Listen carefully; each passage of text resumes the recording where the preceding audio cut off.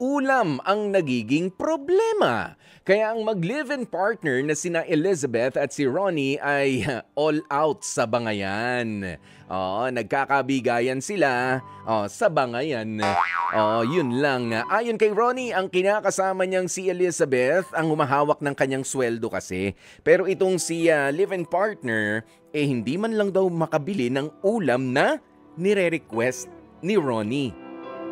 Ang dagdag pa ni Ronnie, hindi naman daw siya araw-araw kung mag-request ng ulam mula kay Elizabeth. Para saan pa raw yung pagod niya sa trabaho kung hindi man lang daw siya makakatikim ng paminsan-minsang gusto niyang ulam. Okay, ayan, kausapin na nga po muna natin itong si Elizabeth ng Pangasinan. Ayan, habang kinokontak din natin si Ronnie. Elizabeth, magandang tanghali sa'yo. Ay, magandang tanghali din po. Kumain ka na? Ay, opo. Ano ulam? Ano po? Itlog. Itlog? Ginisang itlog. Ay, ginisang At saka itlog. po hotdog. Ang sarap pa. Tsaka po hotdog. Ay! Alam mo, ang saya kainin yan. Di ba? Kasi kita mo, tinatanong lang kita, natatawa ka. Masaya yung itlog. Opo.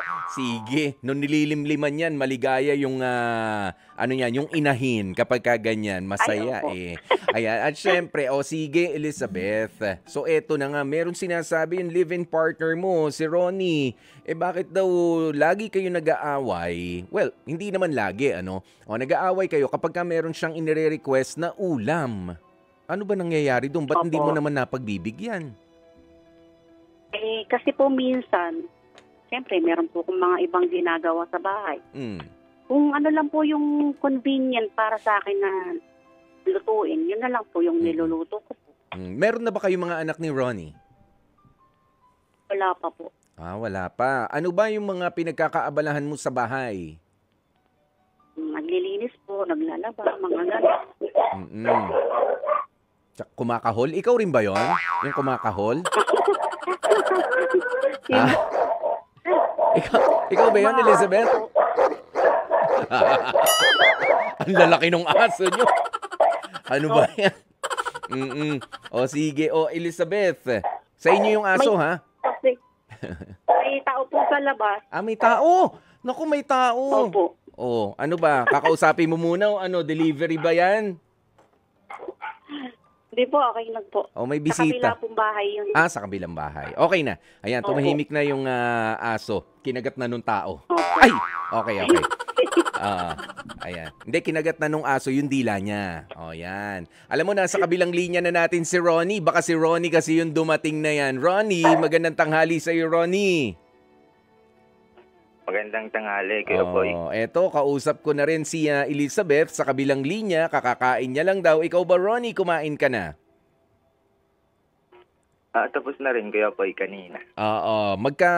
Nasa trabaho ka ba ngayon?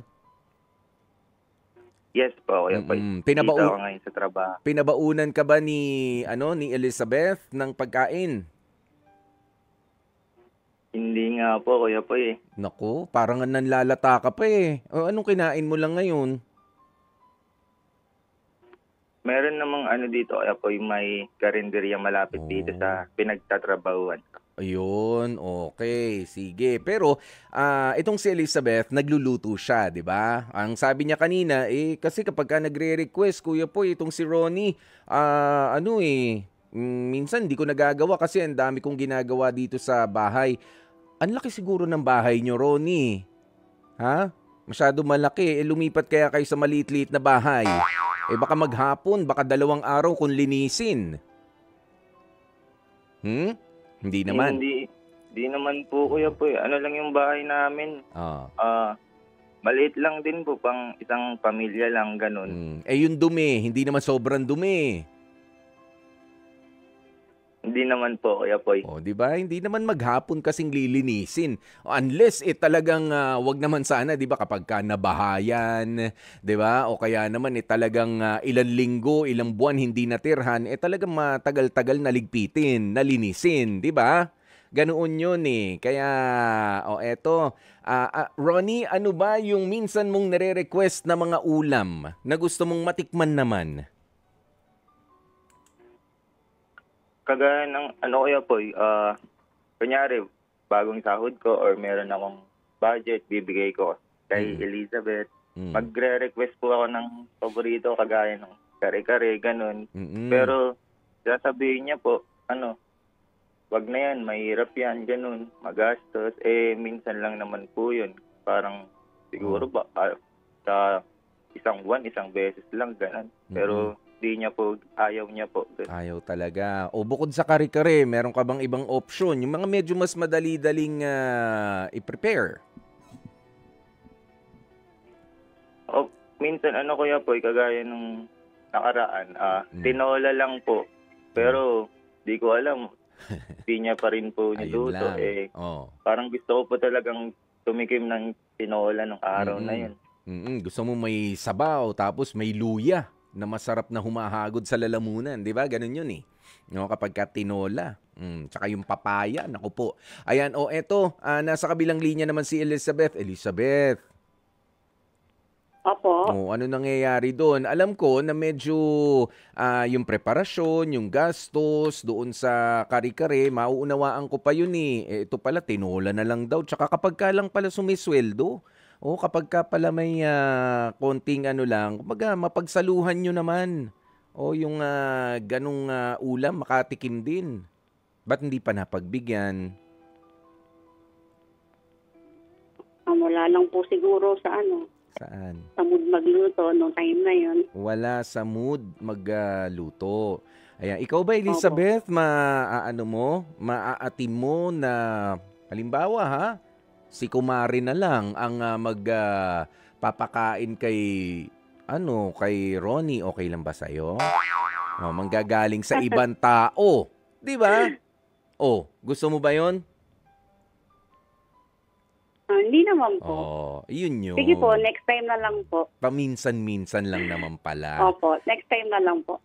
Ito, mag-usap kayo. Ipaliwanag mo rin kasi Ronnie. Nang maigi dito kay Elizabeth. At Elizabeth, sabihin mo rin kay Ronnie na, sige, mas magiging handa na ako. Bago dumating ang araw ng sweldo, malinis na yung bahay para hindi ako maglilinis kasi nagre-request ka sa mga araw na yun. Mag-usap kayo, sige. Sige po.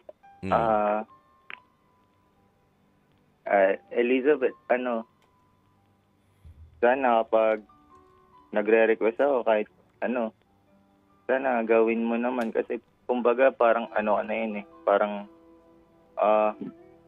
gusto kong reward sa sarili ko pagkatapos ng ilang linggong pagod, ganun. Tapos syempre, pag sahod, gusto ko naman makatikim ng masarap, ganun. Yun lang naman, dun lang sumasama yung loob ko. Elizabeth? Sige, next time. Pasensya ka na kung hindi ko napapagbigyan yung gusto mo. Pero next time, sige. Ipagluluto na kita. Yan. Pinaghahandaan. Diba? Lalo na may pattern naman yan. Kapag tuwing kailan ba, Elizabeth, ang sweldo mo? Kasi parang si Elizabeth ang sumisweldo, diba? Ronnie, yung kinikita mo, diretso kay Elizabeth dahil siya ang taga-budget. Elizabeth, tuwing kailan ang sweldo mo?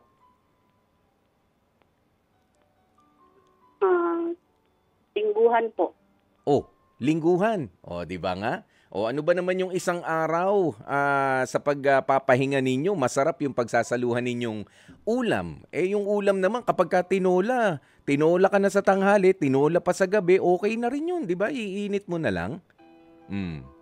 Diba? Alam ko may iba pa kayong mga gastusin pero wag nyo namang pagdadamutan yung mga sarili ninyo para sa pagod na nararamdaman mo o kaya naman ng partner mo. Yung mga simpleng request na ganyan, wag nyong palaging tinatanggihan dahil dyan alam nyo nag-uumpisa. Katulad yung sinabi ko sa'yo kanina, baka maghanap ng hain ng iba. Gusto mo ba yon, Elizabeth? Diba? O baka mas nagustuhan na dun sa karinderya, dun na lagi kumakain, may kakilala ko, dun na tumira. Sinota na yung taga-karinderya. Ayaw mo naman mangyari yan. Diba? Masarap magluto eh. Diba nga? Ang sarap din ang kain niya ron. Pag nagkataon. Kaya ikaw, yung mga simpleng bagay na ganyan, kung titignan natin ay napakaliit lang pero nagiging malaki yan. Lalo na kapag nga sinasabi na ng partner mo na sumasama po ang loob ko dahil hindi naman ako napagbibigyan. Okay lang yung minsan. Masama pakiramdam talaga? Di hindi. 'Di ba? Hindi talaga kaya. Kapag ka meron talagang importanteng kailangan gawin, pwedeng tumanggi. Pero kapag ka naman pwede at tinatamad lang, kasalanan na ng katamaran 'yan. Oo, 'di ba? Wag mo naman ng tanggihan, no? Paglalambing mo na lamang din 'yon at pag-appreciate sa pagpapagal, sa paghihirap ng partner mo ng isang buong linggo para sa inyong dalawa, Elizabeth. Okay? Okay po. Ano ba ang pipiliin ninyo sa mga letra nating H, E, A, R, or T? Half and half lang ba? I-evaluate nyo pa? O approve na kami, Kuya Poy? Yung letter R, hindi. Umuulang kanina pero reject pa rin. O yung letter T, sige, try again. Anong sagot ninyo dyan, Ronnie and Elizabeth? Letter T na lang po. Try again. Letter T po. Letter T, try again. Para may gustong sabihin yung aso nyo. Sino bang gustong batiin yan? Yung aso nyo. Nagpapa-shoutout din. Sige, shoutout sa aso nyo ha. Ronnie and Elizabeth. Siguraduhin mo lang din, Elizabeth, mas masarap ang kinakain ni Ronnie kaysa dyan sa aso nyo ha. Ay siya, sige, maraming salamat sa inyong dalawa.